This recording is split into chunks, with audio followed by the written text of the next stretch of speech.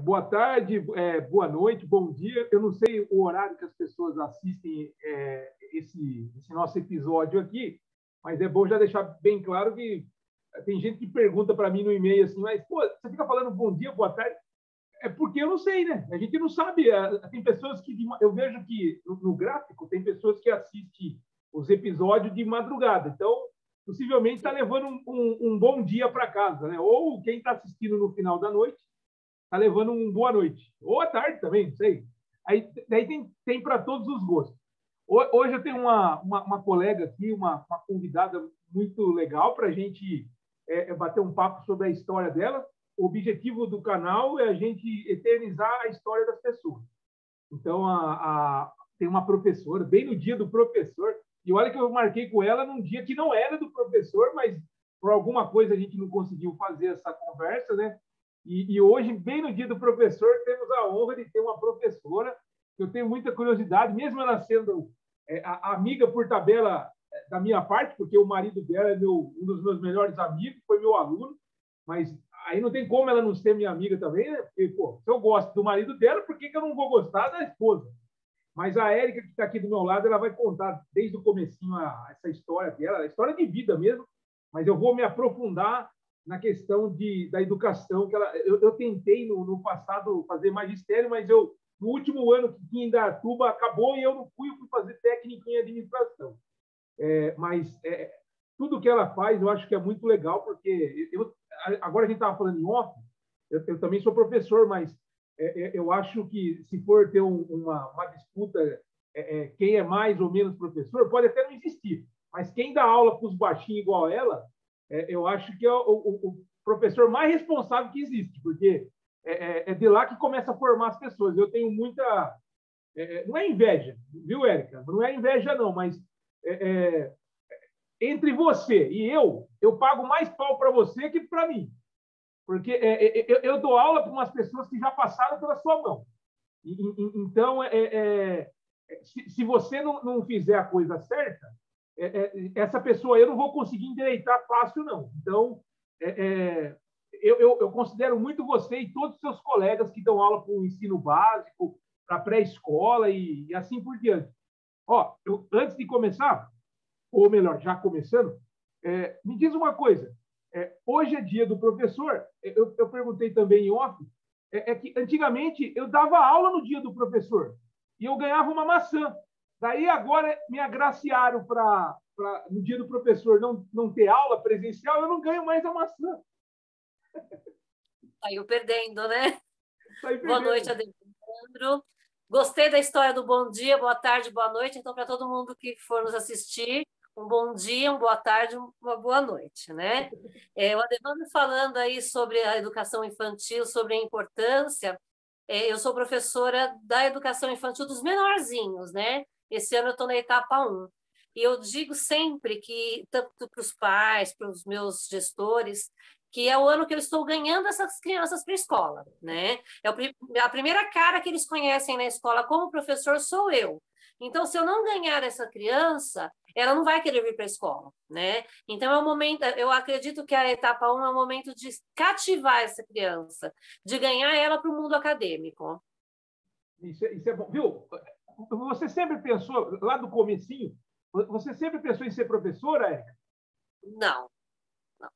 As minhas brincadeiras de criança sempre eram de professora e de creche. Porque eu tenho uma tia, assim, que me inspirou muito, né? Só que aí, quando chegou a adolescência, a gente vê aquela questão do salário do professor, pesou, o status do professor. E quando a gente é adolescente, a gente quer uma profissão legal, que o pessoal olha e fala, poxa, que bacana. E o professor, para nós, não era isso, não tinha essa representatividade, né? Então, eu buscava na área de informática, que era o que era bonito, né? Vamos fazer PD na FIEC, era tudo de bom que tinha na nossa época, né? E aí acabei me casando, bem jovem, né? Com 17 anos, tivemos a nossa primeira filha, e acabei deixando os estudos por um tempo, né? Só que logo em seguida eu entrei na prefeitura, como monitora, aos 19 anos.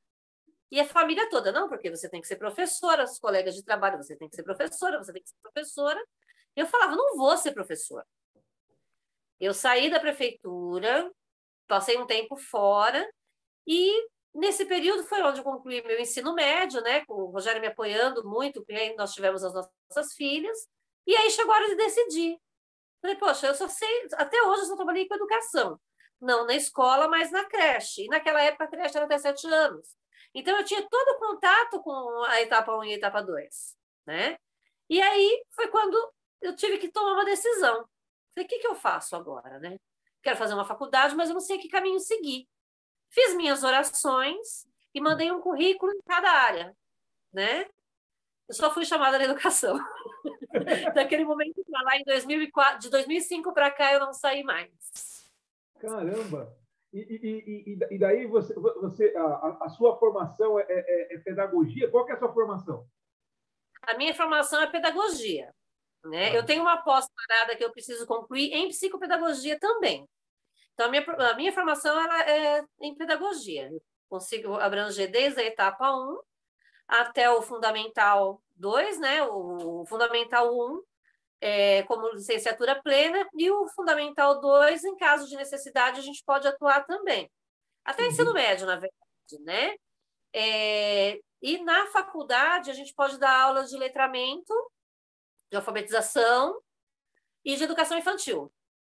Entendi. Viu? Lá na faculdade, você falou, não tinha plano B, então você casou e tal, nunca tinha pensado em ser professora, mas tudo encaminhava para ir na área da docência. E daí, depois que você passou, entrou na faculdade, não teve nenhuma mudança de rota, assim, porque tem vezes que a pessoa, no meio do curso, acontece muito com engenheiro. A pessoa está fazendo um curso e vê que eu vou para a área de economia. A pessoa muda depois de 2 anos de faculdade. Você fez, enquanto você estava na faculdade, nenhum momento atravessou uma outra ideia, porque você gostou da faculdade. Eu me apaixonei pela pedagogia, tá? Isso sem dúvida. Para você ter uma ideia, quando eu li a LDB a primeira vez, eu me emocionei de chorar. Falei, gente, isso é lindo. Pena que a gente não consegue aplicar, né? Porque aí você tem todas as variáveis. Mas, sinceramente, eu sou fã da LDB, tá? Mas um fenômeno, Devandro, como aconteceu na minha faculdade, eu percebi com as meninas, quando você está no meio da faculdade ali, que você já não vê mais o começo e não vê mais o fim, você se questiona. Isso aconteceu comigo na minha faculdade, e eu percebi, aconteceu com a Natália também. Ela falou, mãe, vou desistir e tal. Eu olhei para a cara dela e falei, não faz isso. Faz isso que você vai ver, depois você vai se arrepender. E realmente ela acabou curtindo, a Marina também já teve esse momentozinho. Eu expliquei para ela como foi comigo e com a Natália. Então, eu acho que isso acontece com toda pessoa que ingressa na vida acadêmica, né? Chega um momento que você se questiona. Eu tinha muitos questionamentos. Será que eu vou dar conta? Será que eu vou... será que eu sei? Né? Será que eu realmente estou aprendendo? Porque eu vim do EAD. Então, eu não tinha magistério e não fui aluna presencial, né? Era semipresencial. Eu ia uma vez por semana na faculdade, né? E eu queria absorver tudo aquilo. A minha orientadora de curso, que depois foi minha diretora por muitos anos, ela nunca esquece de um episódio que eu cheguei para ela e falei assim, escuta, eu vou lembrar de tudo isso na sala de aula? Ela falou, não, você não vai. Mas o que você precisa, você vai lembrar. Porque era uma angústia muito grande em mim. Então, nesse momento, eu tive dúvida, né? O que prepara a gente para a sala de aula é a sala de aula, né? A gente chega com malas e malas de teoria, mas o que vai te preparar para a sala de aula são os alunos, que são os nossos grandes professores, né? Cada um mostra o professor que você tem que ser para ele. Falar em grande professor, hoje em dia do professor, muitas pessoas lembram da gente, os nossos alunos, né? Você lembra de muitos professores também? Você tem uma memória assim dos professores, tanto da faculdade quanto da escola? A maioria deles. Acho desde a primeira professora, eu tenho uma memória fotográfica muito boa, né? A minha primeira professora não foi uma boa experiência. Ela era uma professora de pré-escola, tá? Entendi. Ela era muito brava, ela queria a gente muito quietinho, e eu sempre fui muito elétrica, né? Então, eu não tenho boas lembranças da minha professora de pré-escola, né? Eu me lembro, assim, que eu cheguei já escrevendo o nome. Professora, você escreveu o meu nome? Ela falou, aqui você não vai escrever seu nome. Então, já me choquei, né? Eu morava em São Paulo na época ainda, então não foi o tipo de professora que eu quis ser. Mas a minha grande professora foi nessa mesma escola lá de São Paulo, que eu até me emociono, acredito que ela não esteja mais viva, né? Dona Ieda, ela era uma senhorinha de 1,5 metro de altura no máximo, muito austera, né? E aquela letra maravilhosa, essa escola lá em São Paulo, era aquela escola que ainda tinha o degrauzinho, né? Para o professor ficar mais alto. E ela exigia que a gente tivesse um caderno de 200 folhas, pequeno, capa dura, e nós não podíamos pôr certo em cima da lição. Ela falava assim que a nossa lição tinha que ser respeitada. Então, a gente fazia uma coluninha se estava certo ou errado. E isso foi na quarta série. Todos os dias Parágrafo dos dedos, parágrafo dos dedos, português correto na sala. Ela era professora de língua portuguesa, então ela não aceitava que falasse português. Eu levo isso para minha vida, né? A gente estuda língua portuguesa é quem mora em Portugal, né? E a professora Ieda, ela falava uma coisa, ela botava na lousa todos os dias 2 frases. Ela revezava, colocava o cabeçalho para nós copiarmos, e aí um dia ela colocava: a criança é o sorriso de Deus para os homens. E no dia seguinte ela colocava: o trabalho dignifica e enobrece. Tá? Eu me lembro, Érica, eu me lembro dos professores do primário meu, do famoso o cabeçalho, né? O dia está ensolarado, frio. Sim. É o que eu faço. É o que eu faço. As crianças, assim, eles não. Eu estou introduzindo eles no mundo da escrita, né? Meu aluno vai copiar aquilo? Não, ele não vai copiar aquilo. Mas eu preciso ser um modelo do que significa a escrita.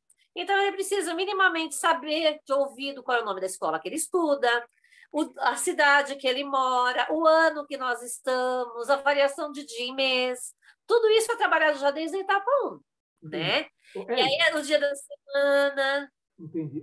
Éric, volta um pouquinho. Então, a Dona Ieda marcou você no prézinho, no ensino infantil. Lá. Agora, e no ensino médio, no ensino no colegial, não sei se é a época que bate com a sua, outros professores também encantaram ou teve algum professor assim, que tem vezes que a gente acha que o professor não encanta? No meu caso, no ensino médio, eu tive um professor que chamava, ele faleceu, chamava Anísio.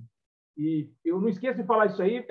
Um dia acho que eu vou encontrar ele, ele faleceu, eu não consegui pedir desculpa para ele, ele vivo. Porque ele é de matemática, eu tratava ele muito mal, assim, eu não sei, depois que eu achava, mas ele achava que eu tratava porque a gente tinha altas discussões, né? Mas depois eu vi que a gente acha que o professor que é tipo showman, Faustão, Gugu, assim, eu não estou falando que sou contra, estou falando que tem vezes que o professor chato ele ensina mais que o professor que é o bambambam bam, bam, tal. E eu fui perceber isso depois. O que eu sei de matemática hoje, eu devo muito a ele. Infelizmente, eu não consegui falar. Nos últimos momentos que eu tive aula com ele, foi discussão de aluno e professor.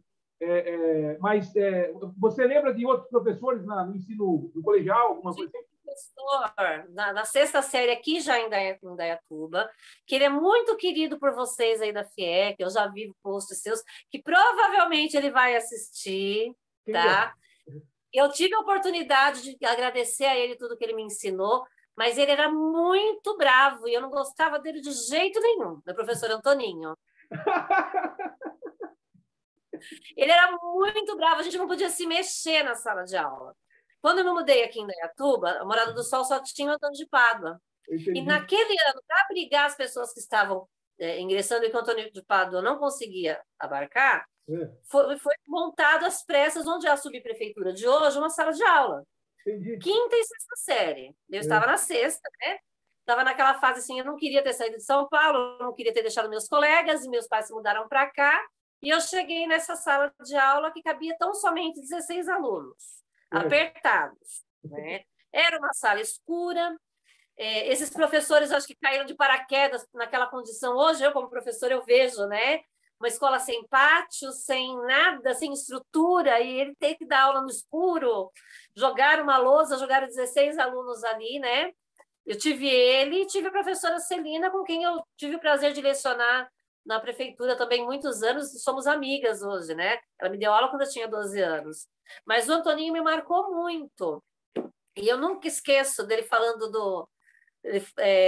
daquela parte do positivo e negativo, mais com mais a mais, menos com menos a mais. Ele falava que era o cemitério dos alunos, né? O mais matava e o menos enterrava. Ah, lá. Então, ele era muito bravo, muito austero, mas eu nunca esqueci de nada de que ele me ensinou e me serviu muito até em concurso público, Olha que né? Eu tenho legal. nunca ter reprovado um concurso para professora. Às vezes a gente presta para pontos, já prestei em outras cidades e graças a Deus eu passei em todos, mesmo na parte de matemática eu não me aperto. Então ele foi um professor muito importante para mim, mas era bravo. É bom você falar isso daí. Eu acho que uma das pessoas que eu conversei aqui no canal foi justamente ele. Nossa, ele tem muitas histórias, né? Ele é um. Eu não tive a honra de ser aluno dele, eu tive a honra de, igual você falou, eu trabalhei com ele na escola técnica, na FIEC. Mas, meu Deus, é isso mesmo que você falou assim. Apesar que no finalzinho da carreira de professor, ele já não estava tão essa rigidez, mas o padrão dele de aula não mudou. O caderno, né? Ele ensinava no caderno, assim, ele corrige o caderno. Até os últimos minutos do segundo tempo, ele queria ver o caderno do aluno, e o aluno fala, pô, Devandro, eu estou na escola técnica, isso aí não usa mais. Eu falei, desculpa, cada professor tem o seu modo de dar aula, né? Daí deu até umas briguinhas assim, mas é normal, porque eu, no papel que eu era coordenador, o normal, o coordenador, resolver os conflitos entre aluno e professor, para depois não chegar em lugares assim que a gente não imagina, tipo uma delegacia de ensino, né? Num lugar onde a discussão já não é mais no bom senso, é na legislação, né? Falar nisso, sim. Você dá aula para criança. Para criança, hoje tem muito zelo, assim, eu sei que não quero chegar num assunto, mas aqui ninguém é proibido também de falar. Por exemplo, se você começar a perguntar a questão assim, se é a favor ou é contra dar uns tapinha, a educação mais rígida, não sei. Aí cada pai faz o que tem que fazer lá, cada um escolhe os modus operandi do ensinamento dentro da casa. Mas você nunca pensou assim do que você está dando de aula, Érica? Que ia interferir, assim, alguém ia bater lá na porta e falar, não é isso que você tem que fazer, porque você não pode falar alto com a criança porque alguém vai falar que você já está fazendo coisa errada. Você não pode erguer o tom para fazer a criança abaixar, ou você não pode segurar na mão que alguém vai falar que você machucou porque segurou a mão. Como que você lida com isso? Por exemplo, uma pergunta básica, não vai me xingar porque eu estou fazendo isso aí. Não dá medo, não, Érica? Não dá medo, Érica? Não dá medo? Olha, medo, Evandro, dá. Se eu falar para você que não, hoje em dia eu acho que eu sou mais tranquila com isso. Entendi. Quando eu estava ingressando, eu tinha mais medo, tá? Mas eu tive a bênção, eu estou lecionando na rede pública há 7 anos, tá?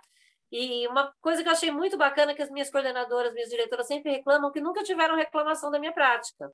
Então, eu acho que isso foi tirando mais o meu medo, porque eu tenho tom de voz alto, tá? E eu não sou, assim, eu sou bastante carinhosa com os meus alunos, bastante acolhedora, mas eu falo com eles como pessoas que compreendem. Eu não falo com eles como bebezinho. Eles têm 4 anos, são pessoinhas de 4 anos, tá? Eu preciso promover a autonomia deles e não tratá-los como bebês, porque muitas vezes na sala de aula já chegou para mim criança usando fralda, criança usando mamadeira, e é uma coisa que na educação infantil já não cabe mais, tá? Tudo isso é tudo muito embasado na ciência, nos grandes pensadores, o tempo de tirar a fralda da criança, o tempo de tirar a mamadeira, fase oral, Piaget, toda aquela coisa. Então, quando eu recebo esses alunos, eles não estão usando mais isso. E muitas vezes eles vêm com os costumes da família, né? E a escola, muitas vezes, é o primeiro não. Mas, graças a Deus, eu nunca tive esse problema. Eu me lembro de um episódio engraçado de uma mãe que, inclusive, me cumprimentou hoje, uma mãe muito querida, tá? Hoje a menina tá moça já, E eu falei para a menina assim, eu falei, linda, você tá com uma caquinha no rosto, vai lavar. Mas aquela coisa de mãe, né? Tá com uma caquinha no rosto. E a menina entendeu que tinha falado macaquinha. E a menina Não, falou, mãe, a prof chamou de macaquinha hoje. Aí a mãe mandou um bilhete para mim para saber, né? Aí eu chamei a mãe. Falei, não, mãe, eu disse uma caquinha, que ela estava com o rosto sujinho, que ela estava gripada. Mãe, não, eu super entendi, só queria entender o porquê. Mas isso me ensinou a entender que eu preciso cuidar do meu falar, né? Eu não podia ter falado. Você vê como é importante a linguagem correta, né? Eu não posso falar com eles, como eu falo com os meus filhos, com meu neto hoje. Eu tenho que usar uma linguagem técnica. Você está com o rosto sujo, vai lavar. Então, a gente tem que tomar todos esses cuidados. Como eu falei para você, graças a Deus eu nunca tive problema, mas já vi colegas terem, tá? Não só no infantil, eu cheguei a pegar uma época de fundamental aí, eu presenciei alguns colegas tendo problemas, inclusive na parte legislativa, por conta de conflito com o aluno, porque o pai acha que tratou errado, que não é assim. Porque muitas vezes a gente tem que ser mais firme com a criança, né? Respeitando a posição dela, a idade dela, mas a gente precisa de uma certa firmeza. E não é sempre que as famílias entendem, né? Érica, eu sei, não deve. Para mim, eu dou aula para adolescente e também adultos com idade superior a 30, 40, 50 anos, mas ultimamente a escola técnica está fazendo muito convênio com projetos do Estado ou do governo federal para formação de mão de obra ainda praticamente saindo da adolescência. Sim. E o que acontece? Eu não tenho. Eu também vou fazer igual você, assim, não vou falar que eu não tenho medo, mesmo sendo adolescente para adulto. Mas, ultimamente, eu estou pensando muito, assim, porque igual você falou, usar a palavra... Eu estou lá para ofertar o ensinamento técnico.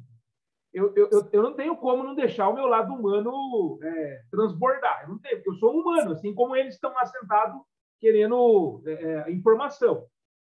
Mas tem determinados alunos, assim, eu não mexo, nunca, poucas vezes, acho que quando eu era coordenador, eu falava com mesmo um aluno maior de idade ou na fase de maior idade, eu cheguei a falar com o professor, com os pais. Mas você, por isso que eu pago o pau para os professores que dá aula para o ciclo que você dá. Por causa do seguinte, muito família, né, Érica? Você percebeu? Você está vendo uma criança, mas você acabou de falar para mim que eu não imaginava isso. Tiquitico, não sei o que lá, pequenininho, daí você vai falar uma frase aí, caquinha, a pessoa vai falar, olha o nível que chega. O que eu quero chegar no ponto é o seguinte, você imagina, se eu já chego estressado em casa, imagina um professor do ciclo que você oferece educação, como é que chega em casa, né? Na verdade, assim, a mesma admiração que você tem por mim, eu tenho por vocês que trabalham com adolescentes, tá? Porque, assim, vou te falar como eu chego em casa. Eu chego em casa pulando minhas alunas. Assim. Às vezes o Rogério fala, calma, né? Porque eu acabo incorporando muito, porque eu danço, eu brinco, eu pulo, dou cambalhota com eles. Então, eu vivo muito aquilo que eles estão vivendo. Então, eu não chego em casa nervosa, porque a educação infantil é muito lúdica e eu amo isso, tá? Os momentos mais difíceis na educação infantil, Evandro, são a adaptação. A adaptação das crianças, às vezes, vai de 1 mês a 3 meses. Tem criança que é uma semana, tem criança que já chega descolada, já fez creche e tudo mais. A adaptação Mas, quer dizer choro, manha, essas coisas? sim, a ruptura com a família, né? Porque, às vezes, a primeira vez que a criança deixou essa mãe foi para ir para a escola. Então, a criança, às vezes, chegam transtornadas, elas chegam a bater na gente, a chorar muito. E a gente precisa fazer um acolhimento. Isso, para mim, cara, não tem problema nenhum. Leva numa boa, tá? Muitos alunos que me bateram bastante nos primeiros dias de aula, hoje estão adolescentes e eles me param na rua, para mim é um prazer. Sabe, ver que a gente teve um bom ano aquele ano e tudo mais. Mas não me dá um adolescente para fazer uma malcriação para mim, porque não é o meu perfil. Mas você nasceu para ser professora, porque você acabou de falar uma coisa, o aluno... que é forte ouvir essa palavra, mas não existe outra palavra para falar isso. Você acabou de falar assim que o aluno bateu em você. Eu sei que é criança, né? Mas eu nunca imaginava que chega nesse. Eu estava imaginando que o aluno chora para caramba, a criança chora, a criança faz manha, mas ao ponto de bater, é verdade. Até eu que não Eles são tenho filho, transtornados, eu já né? levei umas batidas dos meus sobrinhos quando eu era criança, pô, é verdade. Você imagina aquela criança transtornada porque acabou de deixar a mãe, ela quer voltar para a mãe. E Verdade. quem for barreira para ela, eu gosto muito de pensar assim, a Devandra não está batendo em mim, ela quer Entendi. voltar para a mãe, Eu entendi. né? Não é uma coisa que ela está fazendo para me ofender, para me agredir. Agora, eu já tive experiência de dar aula em substituição para quinto ano e de ser profundamente desrespeitada pelo aluno, de pedir para a diretora intervir, porque para eu continuar a aula, não tinha condição daquele aluno continuar em sala. Você entendeu? Aí precisou chamar o pai, chamar a mãe, conversar com os pais, conversar com o aluno, porque aí sim, um aluno já com um cognitivo mais amadurecido, com toda uma vivência, escolheu uma agressão ao professor. Verbal? Sim, tá? Mas ele fez uma escolha. Agora, quem vai trabalhar com educação infantil já sabe que a etapa 1, o início de etapa 1, você vai pegar a criança que está chegando, chorosa, né? Na melhor das hipóteses. Tá? Ou criança que você vai estar educando. A educação infantil, a primeira coisa que a gente vai fazer com essa criança é educação para o social, para a vida em sociedade, né? Que pensa, uma criança que eu vejo pelo meu neto, que assiste televisão de cabeça para baixo. O Raul. No sofá, né? Fala o Que nome você vai dele aí, ensinar viu? ela. Fala o nome dele para registrar aí, o Raul aí. Raul, o meu Raul lindo. Você imagina que eu vou ensinar para ele que ele vai ficar 4 horas sentado numa mesa, que vai ter hora para ele ver aquele parque lindo e aí ter dia e hora para brincar. Que aquele monte de lápis colorido ele não pode pegar toda hora, né? Que ele vai ter todas as regras para poder cumprir. E também a convivência com o amigo, porque as famílias estão cada vez menores e muitas vezes aquela criança vai aprender a conviver agora, né? Eu tenho esse ano uma aluna e a mãe chegou a comentar comigo assim, né? Érica, eu estou muito feliz porque é a primeira vez que a minha filha senta para assistir uma missa. Porque a mãe ia na missa e a criança, né? E ela ficou sentadinha. Ela falou, Érica, eu nunca tinha visto ela ficar sentada. Aí um outro pai que estava na reunião, pai de um outro aluno, falou, realmente, eu percebi que ela ficou sentadinha. Então, tudo isso é fruto da escola, né? O aprender a andar em fila, o esperar a vez de falar. Então, é muito maior do que o escrito, né? Legal. Muitas vezes a criança chega assim, o que você fez na escola? Brinquei. Realmente, ela brincou muito, né? Eu sou apaixonada pela educação infantil. Se a gente for falar só sobre isso hoje, a gente fica 2 dias falando, brincando, tá? Mas, olha... Eu tenho muita curiosidade, mas eu vou falar no genérico, depois vamos conversar mais sobre educação no genérico. Deixa eu só voltar um pouquinho, assim, lá no começo, você falou que você veio de São Paulo, você estudou em São Paulo, você nasceu em São Paulo?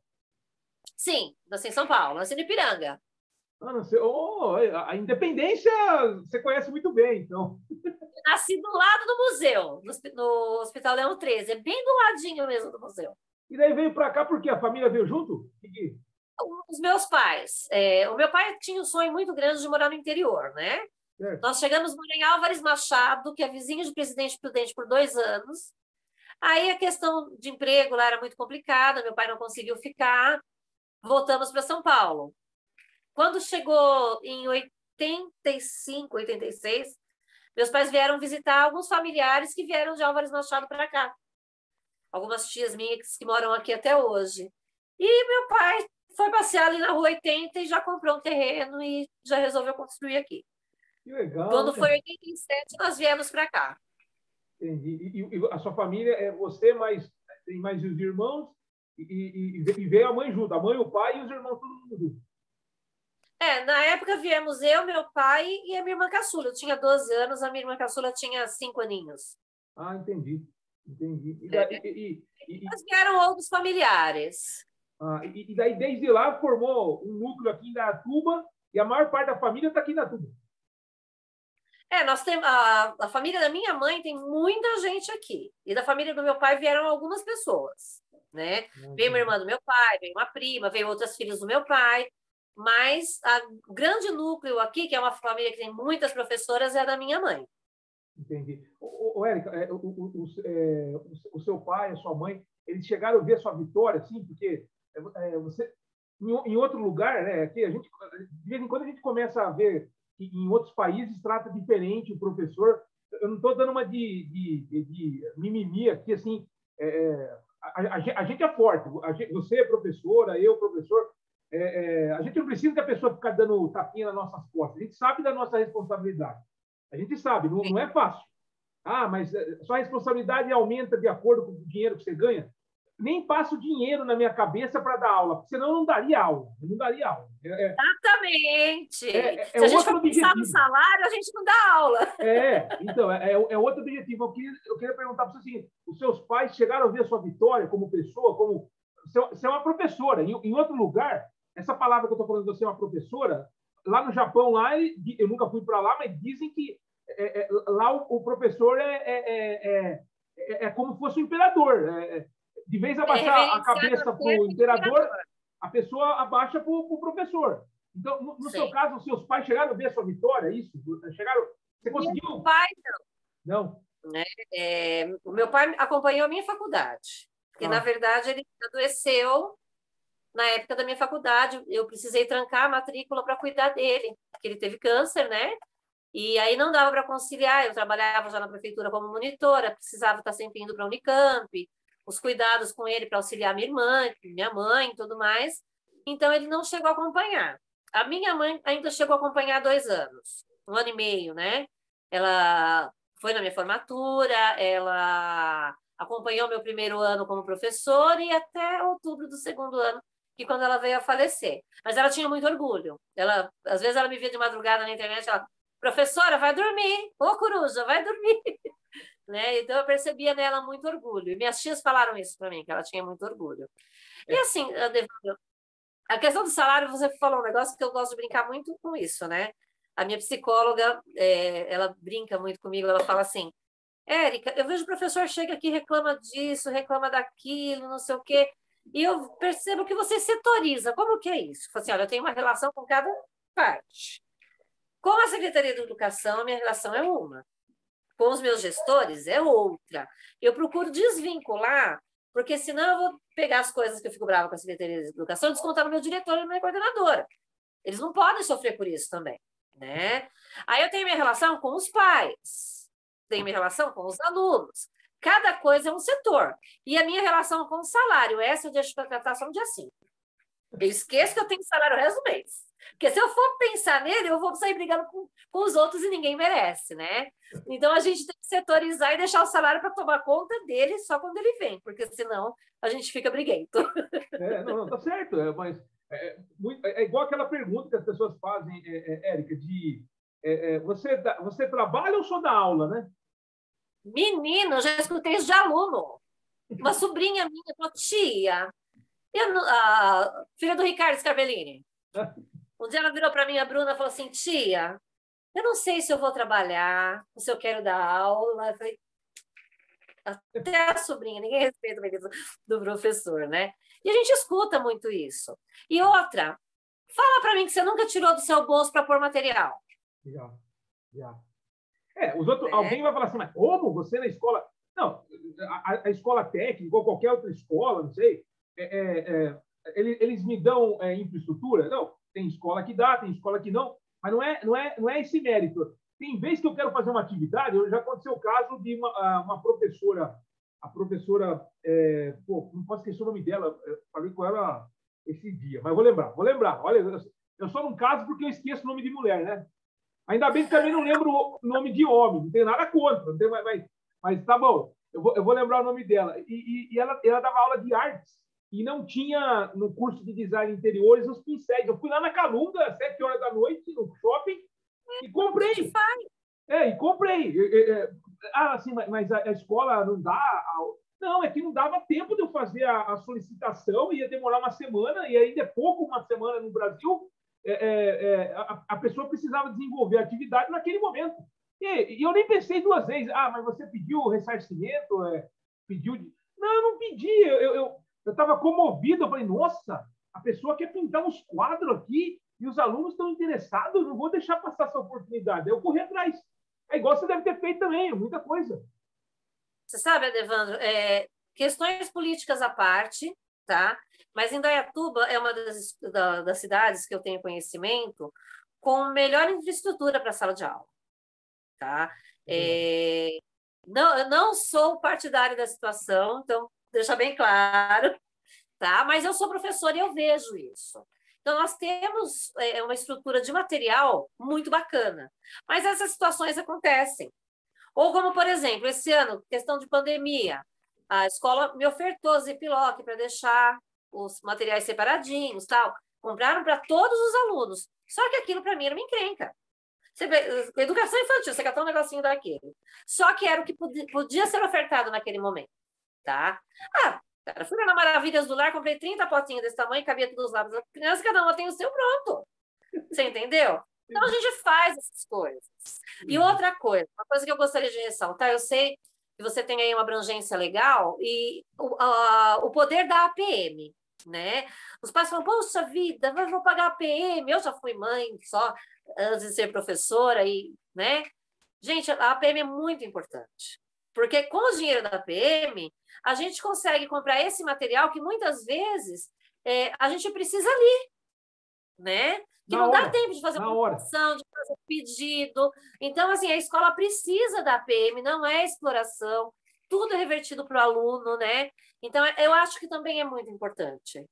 Não, isso é bom. Eu lembrei, professora Vilma Schneider. Ela dá aula até hoje, ela dá aula de artes lá na estação. Ela é do quadro de funcionários da FIEC, eu me lembro que quando eu abri o curso de design de interiores, eu falei assim, nossa, design é muito voltado para criatividade, artes. Eu falei, não tem como, será que a gente não pode chamar a professora Vilma, que dá aula lá de exposição de tela, fazer pinturas, lá na estação, lá, aqui da cidade de Indaiatuba? Não, Adevandro, ela faz parte do nosso quadro. Nossa, eu fiquei muito honrado. Depois eu não fiquei mais na coordenação e aí o curso foi um pouquinho mais para frente, depois parou e aquele sistema, né? O que o mercado está absorvendo é o que a escola vai colocar. Não adianta ficar colocando todos os cursos para só falar que formou, né? Tem que ter emprego, né? Tem que ter emprego. Mas eu me lembro dela, eu me lembro da dona Vilma. Adevandro, eu estou fazendo. Você tem uns pincéis? Eu falei, eu não tenho. Ah, então eu vou mudar a atividade. Eu falei, mas é difícil ser. Ela falou, ela até brincou lá assim, eu acho que o Picasso nunca mudou um quadro assim, ele fez. Aí eu falei, não, fique tranquila, eu vou rapidinho, velho. Demorou uns 30 minutos, eu acho, eu fui mais rápido. Saí da PIEC ali do Parque Ecológico, fui até o shopping, tinha acho que recém-inaugurado o shopping lá em 2012, não sei. E daí comprei esses pincéis, comprei lá as tintas lá, que nem sabia os modelos. E acho que eu comprei errado, mas mesmo assim é o encanto do professor. O professor quer fazer as coisas funcionar, né, Érica? Falar em fazer as coisas funcionar, na escola, lá, com os baixinhos, você tem momento igual eu, que o aluno percebe que você... Não estou falando que é igual aquela frase que o aluno... Já ouviu essa frase também? Que o professor finge que ensina, o aluno finge que aprende?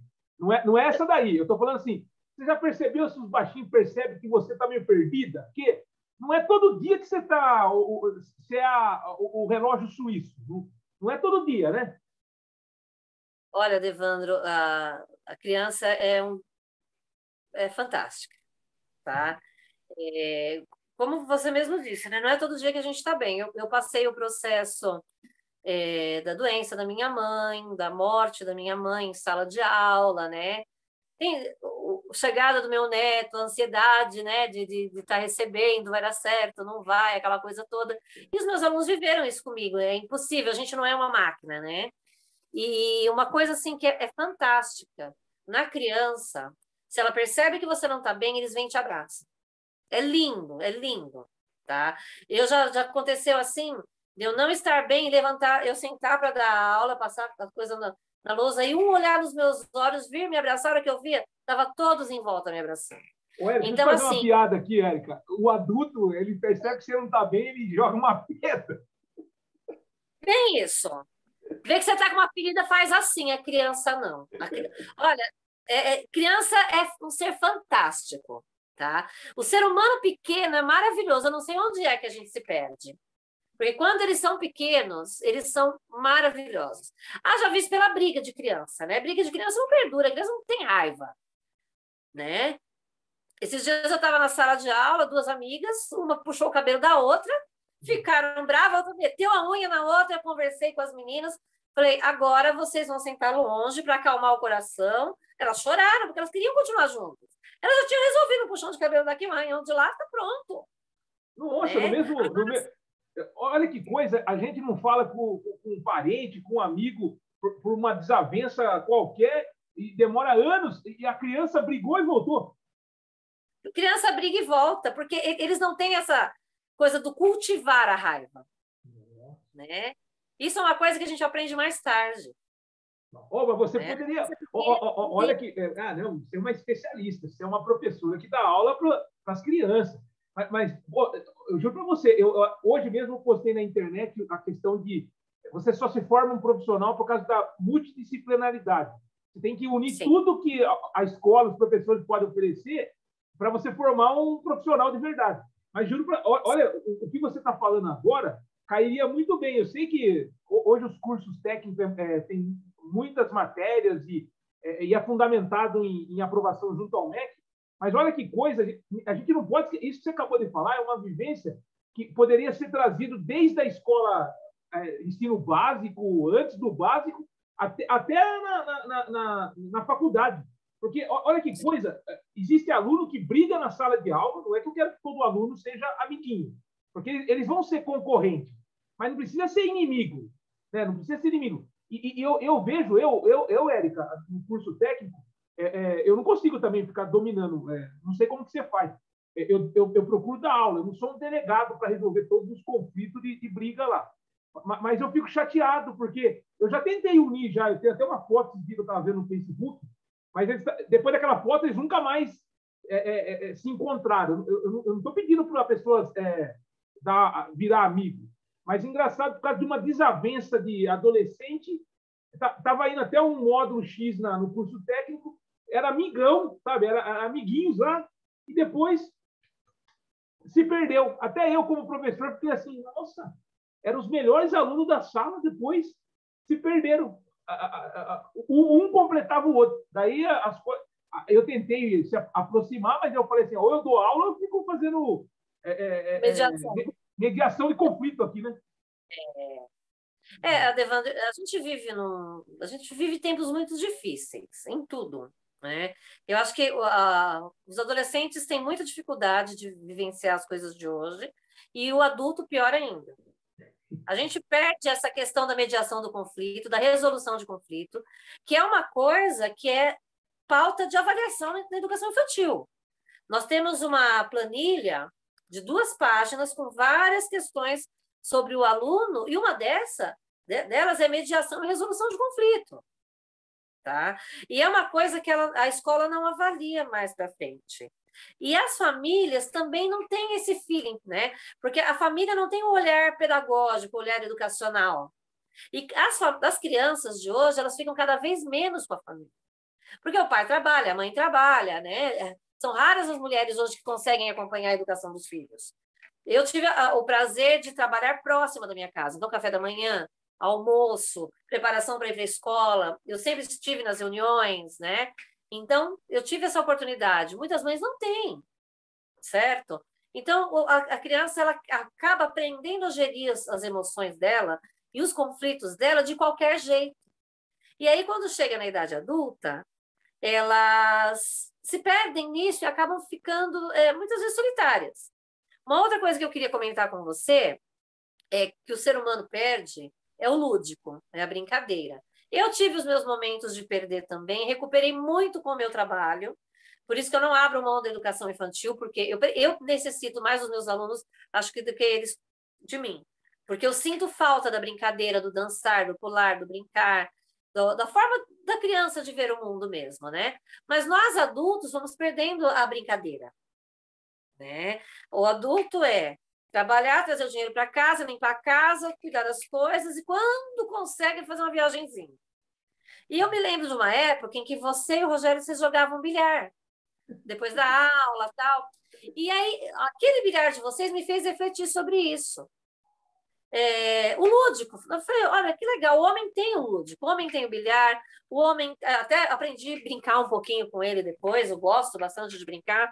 O homem tem o dominó que ele joga, o pebolim, né? Aí eu falei, poxa, a gente que é mulher podia fazer alguma coisa também, né? Tentei organizar um timinho de vôlei, mulherada, não, porque eu tenho que limpar a casa, porque eu tenho que fazer isso. Meu marido não gosta, meu marido não deixa. Eu falei, pô, não vai dar certo, né? Então, assim, eu percebo que o ser humano, são as duas grandes perdas dele. O lúdico e a gestão e mediação dos conflitos, que ele perde aquela leveza para levar. E aí a gente vê gente adulta carrancuda e tudo mais, porque esquece do que tinha de bom na infância e não conseguiu carregar isso para a vida adulta, né? E é isso que a gente tem que buscar. Mas deve ser, assim, tentando correlacionar o seu assunto, olha que coisa, voltando lá em relação às aulas que eu dou para os adolescentes, para os adultos, no caso. Eu não tinha parado para pensar nisso, Érica. Uma briga de aluno que acontece, o famoso bullying lá, tal, é tão difícil para mim como eu estou me preparando, eu estou preparado para ofertar conhecimento técnico. De vez em quando eu fico até me punindo, viu, Érica, assim, nas reuniões de professores da FIEC, porque eu vejo assim que eu sou professor de escola técnica, mas eu não posso fugir da pedagogia. Pedagogia está em tudo. Até, hoje tem gente que se forma em pedagogia para trabalhar nas indústrias. As pessoas pensam que pedagogia é só pedagogia educacional. Não, é pedagogia da vivência até em grupo de trabalho em indústrias grandes, pequenas. A pedagogia, ela abrange indústria, pedagogia hospitalar, na área jurídica, aconselhamento para casos jurídicos. Professor geralmente é escolhido para compor júri. Eu mesma já fui escolhida para compor júri aqui em Indaiatuba. Então, a pedagogia está presente em tudo, né, Adevandro? É isso. E lá na escola, por exemplo, eu, quando participo, não é que eu ia falar a palavra obrigado, não. Um professor que é professor não tem como não participar de reunião de professor, planejamento e etc. Mas é o que acontece. De vez em quando eu fico nessa minha briga mental, porque a minha vivência não sei, o meu estímulo, pode ser que eu encontre daqui, faz 15 anos que eu estou dando aula na escola técnica. E o meu estímulo assim é fazer com que aquele aluno se forme o melhor profissional possível. Eu deixo passar batido, Érica, eu queria saber de você, que com as crianças eu acho que você tem mais afinidade do que eu. Mas eu poderia ter mais ainda. Eu estou até dando a mão à palmatória aqui. Eu já falei em outras oportunidades, Érica. Eu não consigo. Eu dou aula, vamos assentar um bloco, vamos fazer a casa ficar em pé. Eu tenho que tirar algum tempo para perguntar a questão pessoal deles, porque interfere drasticamente no resultado do que eu estou ensinando. Claro que eu não vou ficar sendo, casos de família lá na escola, né? Não vou fazer isso aí. Mas você, Érica, você como professora dos baixinhos, eu acho que não tem como. Você pergunta da vida, não é que você pergunta da vida deles, você conversa com os pais para saber sobre a vida deles, né? A criança é muito transparente, né? Como a gente já estava falando. Então, assim, uma criança, quando ela está na sala de aula, que ela bateu no colega, que ela deu uma mordida, ou que ela, às vezes, pegou uma coisinha do colega e pôs na bolsa dela. Olha, Devandro, você pode, escrito, certinho, conversar com a família que essa criança teve algum conflito que não conseguiu gerir da forma correta, tá? Eu me lembro muito de uma situação que eu tive em creche. A gente vê muito problema na mordida na creche, né? E eu me lembro que eu tive um aluninho, hoje também está super moço, né? E ele estava mordendo uma determinada menina. Todo dia, assim, nós em 3 monitoras, um feeling, ele estava lá, mordia a menina, tá? E eu já estava sem graça de chegar para a mãe e falar que a menina tinha sido mordida de novo. Graças a Deus que a mãe super entendeu e tudo mais. Perdão, deixa eu tomar um golinho d'água. Eu cheguei na mãe do menino e perguntei assim, como está sendo... Oi, mãe, tudo bem? Tudo bem? Como é que está sendo a rotina do teu filho quando chega em casa? Né? Ela fala, a gente chega, eu espalho os brinquedos no corredor, ele brinca com o irmão enquanto eu faço o serviço. Aí o pai chega, vai no bar um pouquinho, descansa um pouquinho, e depois o pai vem, a gente toma banho, janta e dorme. Aí eu falei, mamãe, eu queria te sugerir uma coisa. Procura pegar 15 minutinhos da sua chegada e sentar com ele. Senta junto com esses brinquedos, senta no chão, deixa ele brincar, trazer os brinquedos para você, conversar com você um pouquinho. Ela falou, por quê, Pro? Porque está acontecendo assim, assim, assado, e eu acredito que ele esteja sentindo falta de vocês, né? Esse menino não deu mais uma mordida. Acabou o problema da mordida. Você entendeu? Então, se eu for olhar, a criança está mordendo, a criança é ruim? Não. A criança está mordendo porque ela está manifestando um comportamento que, né? Agora, você falou uma coisa sobre a sua empatia em relação aos seus alunos, Adevandro. Vamos problematizar isso. Hoje, eu tenho 3 salas de aula. Eu dou aula para minha sala, agora estou com poucos alunos, acho que eu estou com 24 por aí, né? Por Questão da sala? pandemia. 24 por sala? Sim, sim. Flutua entre 24 e 28 esse ano, tá? Erika, olha que coisa maluca. Ainda hoje, né? Mas com certeza você já deu aula. Eu acho que já é muito, né? No caso, para dar aula, para ter uma assistência igual professor da sua área, para dar uma assistência para o aluno, eu acho que já é muito. Mas normalmente, quantos alunos é na sala? Igual eu? 40? Não. 31, 32 alunos. Nossa, já é bastante. Nossa Senhora. Bastante. É bastante, até porque a criança pequena, você não está ali só para dar aula, né? Isso. Você tem que ver se está com febre, se não está vomitando, você tem que ver se está bebendo água.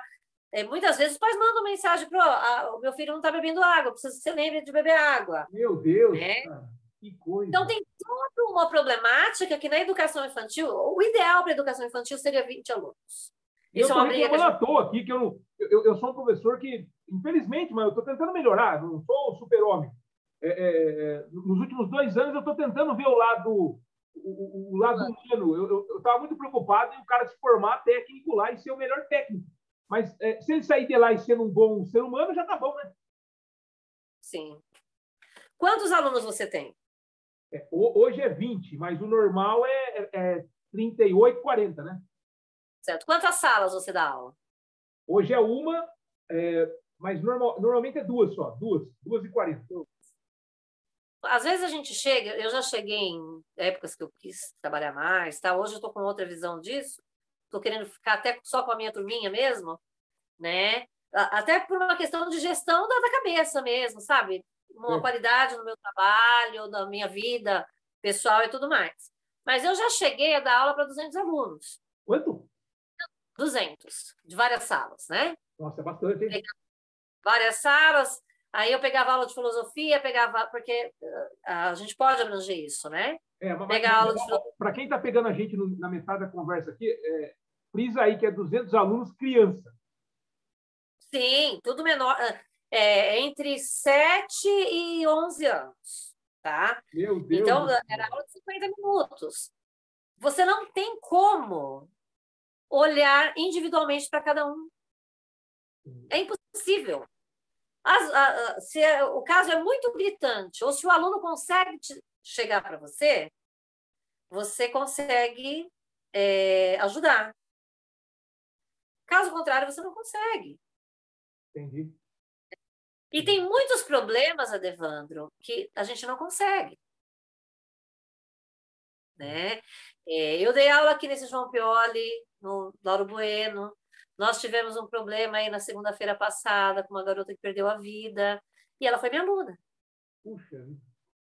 Né? E a gente não tem como não se sensibilizar, a gente não tem como não ficar triste. Quando eu soube, né? Na segunda, o Rogério falou para mim, eu não quis saber quem era, porque no dia seguinte era aniversário dele. E eu sabia que eu iria me abalar. Né? Porque aqui nessa área, os alunos, a molecada de 7 a 16, 17 anos, todos passaram por nós aqui, né? Nas 2 escolas que eu dei aula. Então, eu sabia que a chance de eu conhecer era muito grande. E eu não quis saber. Aí, quando eu cheguei na quarta-feira, que as colegas comentaram quem era, e eu fiquei muito sensibilizada. Então, assim, a gente se sente impotente, né? Porque o nosso poder em relação ao aluno, ele é limitado, né? Às vezes a gente brinca muito com os pais assim, ó, o seu filho é meu 1 ano, ele é pro resto da vida, né? Porque é verdade. A nossa linha de trabalho, ela vai até um certo ponto. E nós temos alunos em sala de aula com problemas sociais muito graves, né? Já na educação infantil isso é muito forte, né? Eu já tive momentos assim de eu querer trazer as mãezinhas para minha casa, porque as mães têm a idade das minhas filhas. E a gente quer ajudar, a gente quer motivar. Vai estudar, eu conto a minha história para elas, que eu fui estudar depois de casada. Olha, você teve filho, sua vida não acabou, vai estudar, vai fazer alguma coisa, né? Então, quando elas vencem, a gente vence junto. E quando Verdade. elas perdem, a gente perde junto também, Érica, né? deixa eu pegar um gancho aí. Já estamos falando de filhas, família. Depois a gente volta de novo aí, que eu quero finalizar falando objetivamente sobre a educação mesmo do nosso país, do modo geral. Sim. E aí, como que é a sua relação com, com as suas filhas, que são... puxou você e o Rogério, estudante assim de nota maior. Como que é a sua relação? Assim, elas percebem esse seu objetivo? Assim, assim que você sai da escola, você falou que você chega saltitante, aí, alegre e tal. Como que é essa relação com a sua filha? Como que é com as suas filhas? Hoje, acho que Olha, só tem uma moça, só uma que está morando com você ou duas? hoje só a Marina mora comigo, né? Tá. A Natália E, ela tá morando onde? Onde ela tá, a Natália? a Natália está em Balneário Camboriú. Ah, é verdade, vocês foram para. Ah, é verdade, E a Ranô mora aqui, né? Eu né? percebo assim, as filhas, elas têm um orgulho muito grande com o fato de eu ser professora, muito. Isso é muito Uhum. forte, né? A Ranô está fazendo pedagogia. A Ranô é cabeleireira, né? Já há muitos anos. Hoje ela dá aula de cabelo e faz pedagogia. Isso. A Natália foi totalmente para o lado do pai. A É. gente estava olhando as fotos da formatura dele na FIEC, ele botou o chapéu dele, né? Aquele capacete. Eu falei, olha, você já estava prevendo que seria ela. Ela já está estagiando lá em Balneário, está em obra. Depois eu te mando a foto dela com o Pô, e ela capacete já lá. foi naquela obra, a obra mais significante do nosso país. Nós vimos! Você viu lá Nós, da areia, lá, da extensão da sim, praia? sim, nós vimos quando nós fomos lá.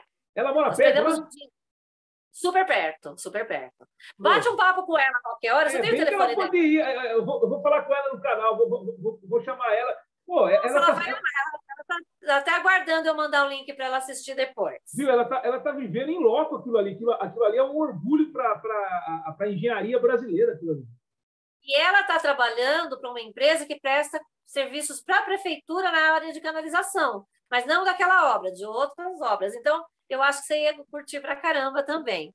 Vou falar. E a Meu, Marina está fazendo ADM na FATEC, gestão na FATEC, né? entendi. Nossa, e a relação assim, de entender que você é uma professora e de vez em quando. Mas você falou que chega em casa saltitando, mas evidentemente você já chegou em casa um pouco para baixo do baixo astral aí. E elas Sim. entendiam que você estava cuidando de outras 20, 40 crianças, porque não é fácil, né? Olha, quando elas eram adolescentes, elas tinham muito ciúme. Elas tinham ciúme dos meus alunos, tá? Hoje que elas são adultas, muitas vezes eu divido com elas as minhas angústias, né? E as minhas alegrias também. Ainda mais que a Ranô está nessa área, a Marina está aí com pretensões de fazer uma segunda faculdade também na área educacional, né? Então, eu divido muito com elas as minhas experiências. A Ranô chegou a assistir aula comigo em uma escola que eu dei aula. A Marina está pedindo para mim que queria assistir uma aula minha também. Então, a gente tem uma troca muito grande, né? Hoje, assim, meu papel de mãe, eu tenho a parte da mãe, mas a gente tem muita troca, muito de mulher para mulher, Entendi. né? De profissional, de mãe. Eu fico feliz de você falar isso aí e eu volto a lembrar quando você falou também que eu e o Rogério jogava bilhar e tal. A escola, a gente fechava a sala porventura, a gente fazia lá umas Olimpíadas e a pessoa que emprestava literalmente a mesa, o senhor Pedro Rocco, e o filho dele, Matheus Rocco, lembro como se fosse hoje, porque quando você pede as coisas, as pessoas dão de graça, não tem o porquê a gente esquecer, né? Apesar, aqueles que cobram, nem quero saber, mas aqueles que dão de graça, eu vou lembrar até o último minuto, isso aí é gratidão. E eu me lembro que eu e o Rogério disputava lá, fazia um mês que a pessoa não ia buscar a mesa de bilhar, que ficava no pátio da escola, e eu falava assim, Rogério, eu sou um cara solteiro, Rogério, você está casado. Não, eu liguei para a Érica, eu falei, ela tem certeza que ela entende que você está aí? Evandro, fique tranquilo, não vai dar problema. Eu falei, ele falou assim, não, mas quer que eu ligo para ela? Eu falei, não, liga não, eu acredito em você. Acabava a aula às 11 horas e a gente ficava até meia-noite. Meia-noite, verdade, verdade. Mas cadê você? Estou aqui jogando bilhar. Beleza. Mas, não que você é desconfiado, mas teve uma vez que ele levou você. Teve uma vez que eu fui no show da Legião Cover. Ah, é verdade. E ele não ficou jogando lá com você. Então, eu estava no CIA assistindo com as meninas e ele estava lá, né? Teve uma outra vez no campeonato que eu fui junto. Ele tem até medalha aí. Ele ganhou, não sei se acho que ele ganhou em dupla ele e ganhou, ele foi em primeiro lugar. Ele tem a medalhinha aí. Mas ele chegou a me levar, assim. Medalha, mas é legal. Puxa, é muito bom, assim. Eu sei, a história é sua, mas eu fico muito feliz de fazer um pouquinho de parte, assim, porque eu gosto muito de você. De tudo eu gosto de você, do Rogério. Eu não tenho como... mas politicamente... Eu sou amigo. Amigo entende tudo. Se a pessoa não entender, então é melhor não ser amigo, porque eu gosto do estilo de vida de vocês. Eu gosto que quando a gente faz aquelas confraternização da Associação dos Técnicos, puxa vida, você quando vai, você é aquela coisa, pô, vai fazer confraternização para não levar alegria, é melhor não fazer, né? É verdade. E esse ano tem, hein? Não sei, eu já agendei lá Lá no clube. Lá como que chama lá? Na Associação do Funcionário Público lá. A SPMI. A primeira vez que eu agendo, 3 anos de concursado e pagando a anuidade, não sei o dinheiro que fala lá. A primeira vez, hein? A primeira vez. Eu uso muito lá, eu gosto muito de lá. Vamos as pessoas falaram para mim assim, pô, você escolheu a churrasqueira que chama Traíra, mas era a melhor churrasqueira. Eu não pensei no nome, eu pensei na melhor churrasqueira, entendeu? Lá, eles falaram assim, mas você viu o nome da churrasqueira lá? Eu falei, Traíra. Traíra é de baixo, perto da lagoa? Essa mesmo. Ah, tá. Essa mesmo. O grande problema é se alguém pensar que é homem-peixe e querer mergulhar lá, né? Então, ali, eu gosto sempre de pegar aquelas de baixo, aquelas de perto do muro. Quando a gente pega chalé, eu pego 1 ou 10 e pego pintado, porque já fica numa reta só. E quando eu não pego chalé, eu também pego ali por perto, que o banheiro fica perto ali. Não, olha que coisa, eu não pensei no banheiro, mas é que o homem também é meio... É verdade, devia ter pensado no banheiro, porque... Mas ali do lado. Mas é nessa mesmo aí, essa aí do muro, de frente para o lago lá. A primeira perto do muro, é joinha ali. Escolheu bem. Vamos voltar aqui, falar a questão da educação, da Lei de Diretrizes de Base, LDB aí. Eu queria falar de você, antes de falar de alguma coisa, assim, não específica também, porque eu também não sou tão entendedor, mas eu queria falar desses conselhos que existem.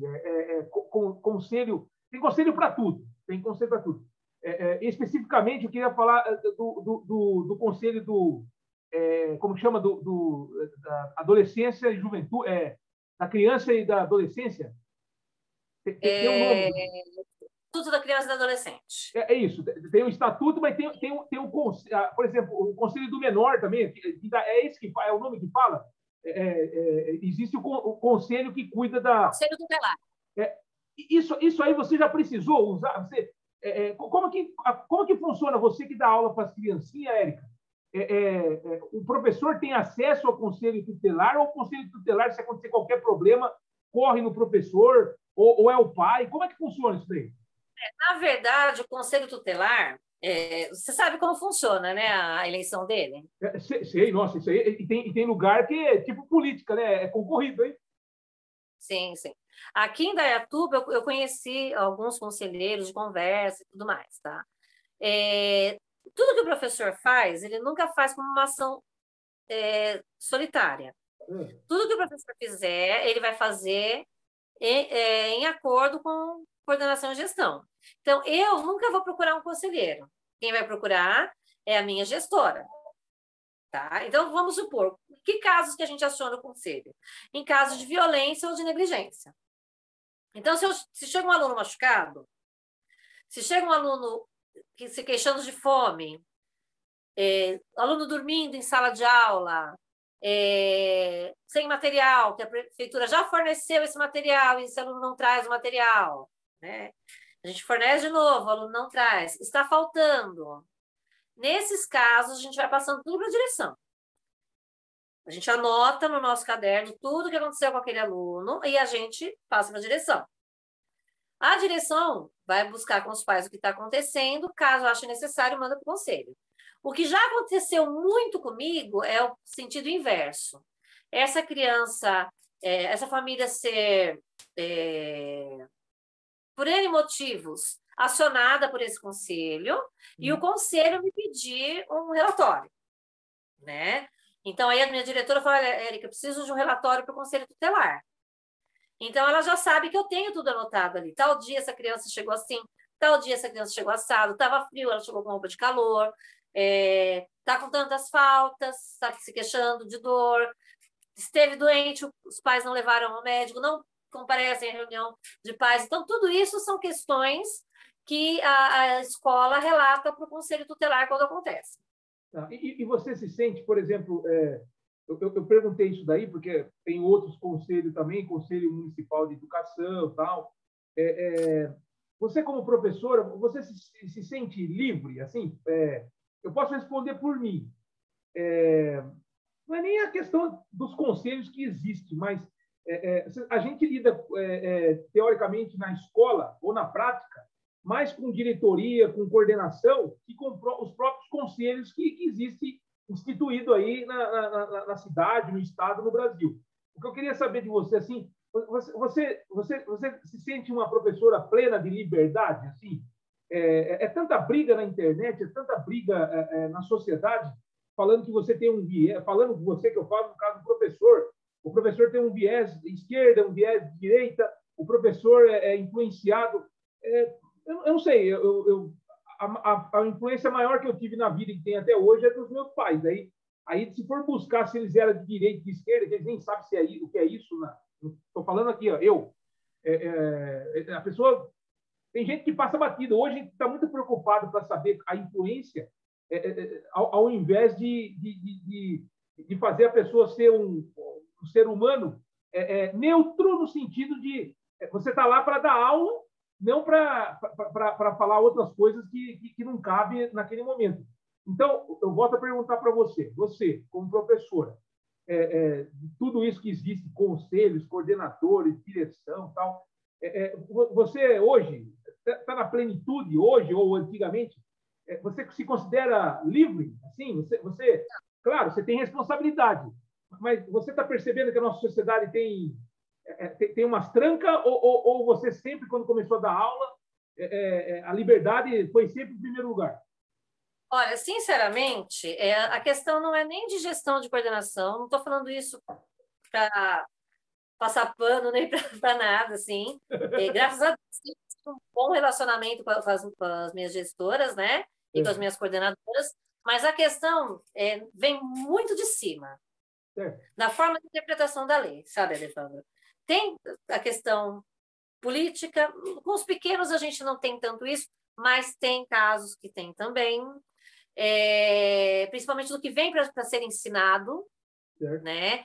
Livros com viés ideológico político, sim, já para a educação infantil. Livros com viés sexistas, tá? nós tivemos um livro que foi vetado aqui em Indaiatuba, que foi mandado pelo Ministério da Educação, não vou me lembrar o nome agora, saiu até no jornal, para educação infantil, isso há uns 6, 7 anos atrás. Entendi. Tá? E o livro incitava o incesto. Entendi. Tá? Pois eu posso até trazer a memória e te passar o nome desse livro. Mas era um livro de um príncipe, de uma princesa e o rei, o pai dela, e o livro incitava ao incesto. Mas chegou na sua mão? Chegou na sua mão o livro ou a coordenação, a gerência da escola? Coordenação. Eles nunca param só para parar, né? Eles trouxeram professores, pediram para todo mundo ler. Ó, gente, vamos ler e vamos ver se vocês pensam a mesma coisa que a gente ou não. Tá. E todo mundo pensou a mesma coisa. Então, aqui em Indaiatuba, esse livro foi vetado. Então, a gente tem... Mas a gente vê, assim, já na literatura infantil, a gente tem que peneirar, porque muitas coisas... tem coisas que querem trabalhar a união de todos os povos. Tem coisas que causam separação. Tá? Uma outra coisa... que para mim sempre foi uma coisa muito forte, e até agradeço o espaço de poder falar isso, sempre foi uma coisa que eu debati muito na escola, né?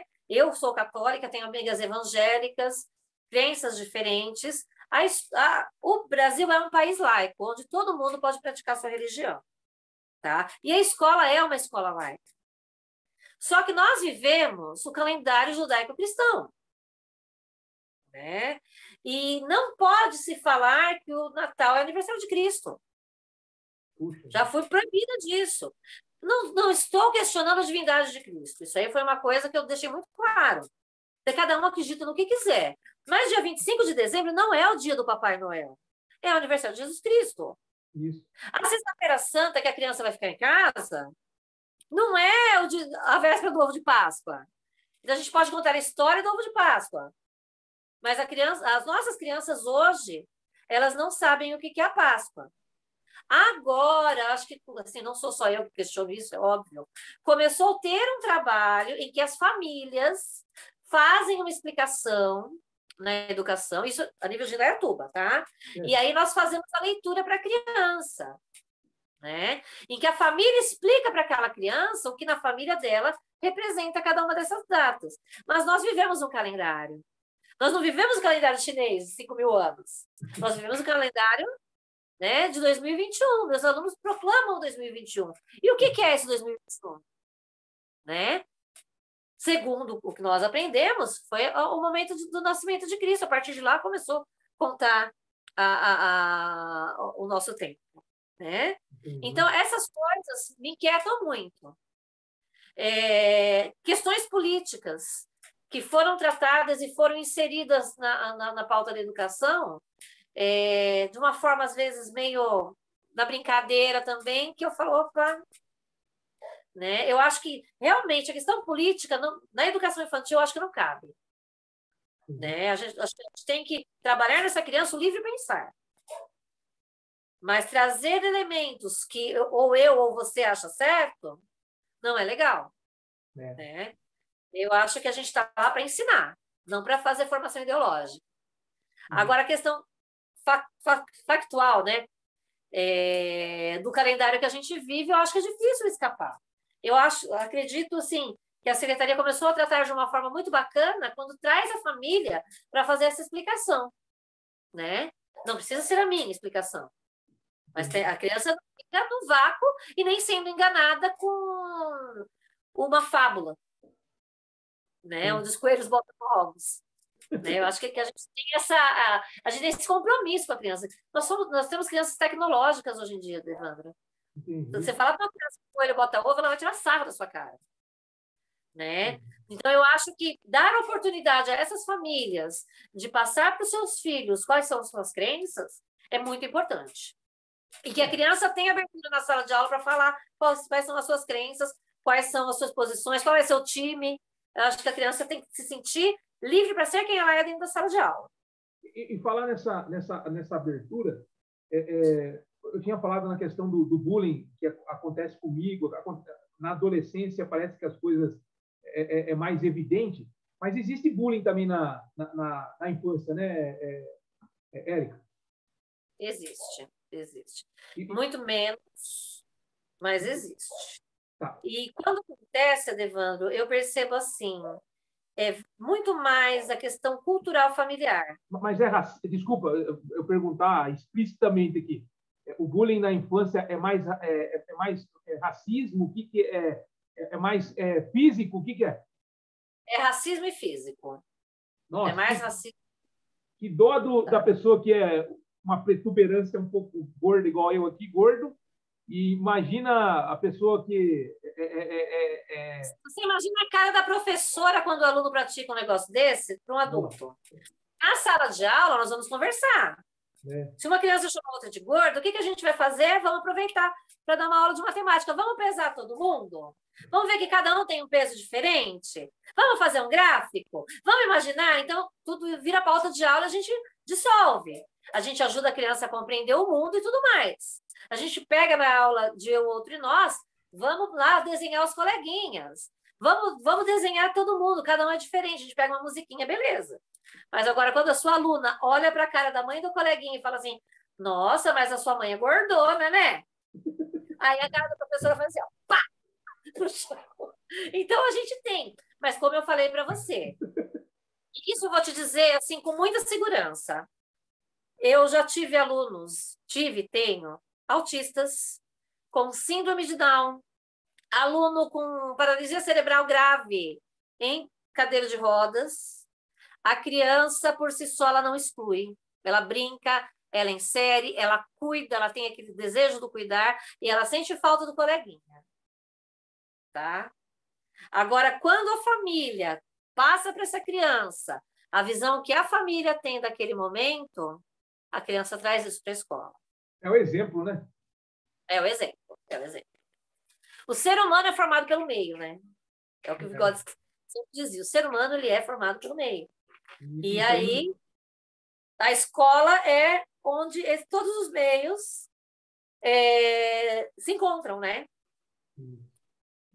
Aí vira um mundo que a gente conhece na televisão, os caras falam o mundo cão. Quando as pessoas deixam evidenciada o lado pior, até a criança também, até a criança. Mas quando o lado pior aparece mais que o lado bom do ser humano, aí acontece tudo isso que nós vemos na sociedade, né? Daí o mundo se perde mesmo. Mas você já é otimista, porque não é possível dar aula para a criança não pensar no melhor, porque você tá vendo ela chegar lá. E eu queria que você... nós estamos caminhando para o final. Eu queria que você falasse... Tudo que você falou, eu fico muito feliz. Só coisa boa e ainda a gente vai finalizar falando de coisa boa. Você hoje consegue enxergar nos alunos, os menininhos, as criancinhas, a gente vai conseguir, em Indaiatuba, não sei, mas ver pelo lado geral, assim, que não é porque a pessoa mora em Indaiatuba que a pessoa não vai ser o presidente, não vai dominar o estado de São Paulo, o Brasil e o mundo. Você consegue ver essas crianças hoje vai conseguir dar conta de uma sociedade melhor, Érica? No que depender delas, sim. No que depender das crianças, sim. E você consegue ver elas por exemplo, você, quando era criança, eu, quando era criança, quando eu vou comparar a criança de hoje e a criança de ontem, eu sinto falta, assim, eu não estou falando que eu sou contra a internet, não, mas, assim, a questão mais próxima, sabe? Assim, o relacionamento humano. Hoje as crianças se conversam igual a gente estava dando aula até pouco tempo atrás, aí, virtualmente. Com tudo isso, Érica, ainda você consegue enxergar que a gente tem futuro, então?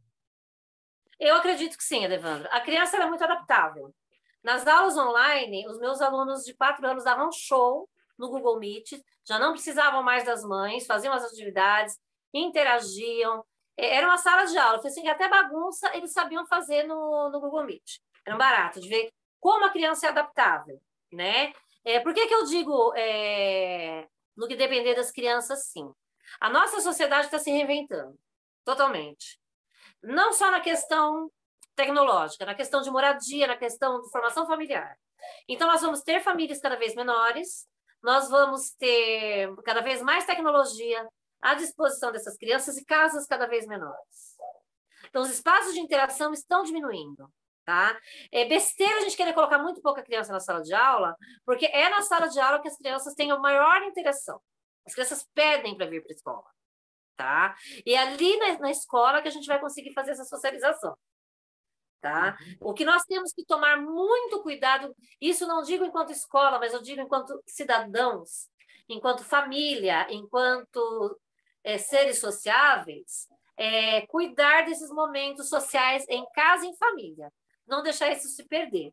Para que a criança não perca isso e a tela do computador seja a única forma que ela tenha de interagir com o ser humano. Porque a gente precisa de gente. Tá? Mas o potencial... a gente estava falando do fechar, né? Eu começo todas as reuniões de pais falando para os pais dos meus alunos o seguinte: a escola pública funciona, de verdade, mas ela é uma parceria. Como, falando lá da LDB, a educação, lá no início dela, diz que a educação é obrigação da família e do Estado. Então, não é uma coisa só. Os dois têm que andar juntos, tá? Então, se tem essa parceria, a criança vai longe. E uma coisa que eu pego muito no pé dos pais dos meus alunos foi o que nós fizemos com as nossas filhas. Bota fé nessas crianças. Bota a moral delas lá em cima. Mostra para elas que cada desenho que elas fazem na escola é importante. Tá? Eu fui mãe de aluna no Pinese, eu fui conselheira, eu fui aluna do ensino supletivo, que eu cursei no Pinese, voltei como professora. Tá? Eu vi no Pinese a minha filha, que não era filha de professora na época, pegar a medalha da UBMEP, prestar com Unicamp e passar. Eu vi a filha da outra vizinha, que estudava na mesma sala que ela, prestar Unicamp e passar. Tá? Se você pegar uma taxa de aprovação de uma escola pública, da criança que estudou lá a primeira a quarta série, aqui no Pinese, que é uma escola de periferia, a gente tem um bom número de pessoas que, sem cursinho, conseguiram ingressar em grandes faculdades. Tá? Então, não tem como a gente falar que essa geração não tem aquilo que ela precisa para crescer. Ela tem, mas tem que ser junto, ó. Família e escola. Senão, a criança não consegue. Érica, então nós vamos partir agora para o final. Deixa eu agradecer você pela disponibilidade de conversar comigo aqui. Foi muito legal registrar a sua linda história aqui, falar das suas filhas, falar um pouquinho do meu grande amigo Rogério, que tem aniversário agora no último dia 12. Deixa eu registrar aqui também que, nossa, todos os meus melhores amigos faz em outubro. Não estou desconsiderando você, mas é engraçado, eu estava vendo, cara, Eric, Marcos, Rogério, Cristiano. Nossa, acho que eu que nasci no mês de setembro tenho uma afinidade muito boa com a turma que nasceu no mês de outubro.